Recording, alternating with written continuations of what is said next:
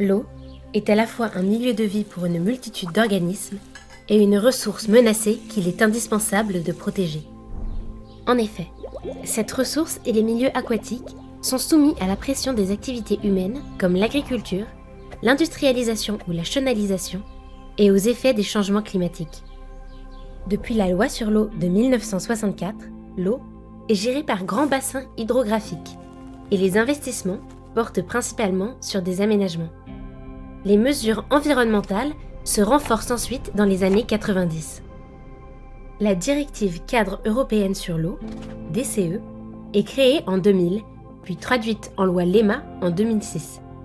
Elles sont mises en place pour protéger et améliorer la qualité des masses d'eau tout en tenant compte de leurs usages.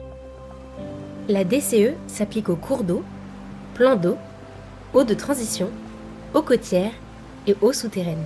Elle oblige les États à rétablir non seulement la qualité physico-chimique et hydromorphologique de l'eau, mais aussi le bon état biologique des milieux, sous peine de contentieux et d'astreintes. En effet, avec la DCE, la qualité de l'eau jusqu'alors évaluée sur des mesures physico-chimiques prend une dimension environnementale plus large, en plaçant la biologie au cœur de son évaluation. Mais l'objectif de rétablissement du bon état écologique des masses d'eau, fixé par la directive, pose de nombreuses questions. Qu'entend-on par bon état écologique ? Comment le rétablir ? Quelles références choisir ? Comment utiliser la biologie pour mesurer l'impact des pressions anthropiques sur l'état des milieux aquatiques ? Autant de questions qui nécessitaient des réponses scientifiques. Les bioindicateurs permettent de faire le lien entre la santé des biocénoses et la qualité de leurs habitats. Complexes à construire, ces outils mathématiques nécessitent une connaissance pointue de la biologie des espèces.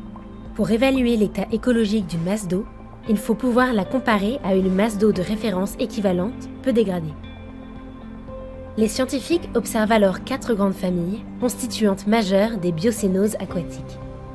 Le phytoplancton, les macrophytes, la macrofaune invertébrée et l'ichtyofaune. Les espèces ne se distribuent pas au hasard de la source à la mer. Leur abondance, leur diversité et leur composition sont interprétées en fonction des caractéristiques de la masse d'eau. Autant de liens entre l'état des biocénoses, celui de leur milieu et les pressions liées aux activités humaines que les scientifiques ont progressivement établis au cours de leurs recherches en métropole et dans les départements d'outre-mer. Avec la physico-chimie et l'hydromorphologie, la bioindication permet de qualifier l'état écologique des milieux de très bon à mauvais. Les données sont relevées sur un réseau de sites de surveillance mis en place par le ministère de l'Environnement, l'OFB et les agences de l'eau. Sur chaque site, on prélève des échantillons qui permettront de calculer les bioindicateurs et de suivre la qualité des écosystèmes aquatiques. Toutes ces données nationales sont ensuite stockées dans des bases de données.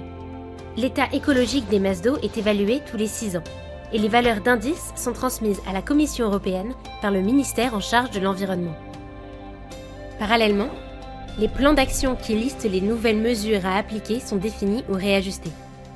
Cette démarche résulte de la co-construction entre scientifiques, gestionnaires et politiques pour trouver l'équilibre entre les ambitions environnementales de la DCE, les contraintes opérationnelles et les dynamiques économiques et sociales des territoires. La mobilisation d'une large communauté scientifique a permis des avancées notables sur la connaissance des communautés aquatiques et de leurs réponses face aux différentes pressions, ainsi que l'établissement de mesures prioritaires ayant un effet positif sur les biocénoses. Grâce à cet éclairage, l'évaluation de la qualité de l'eau s'est considérablement améliorée, renforçant l'efficacité d'une politique publique environnementale d'envergure. Cependant, la science ne se substitue pas à la décision et à l'action, qui restent du ressort des décideurs publics.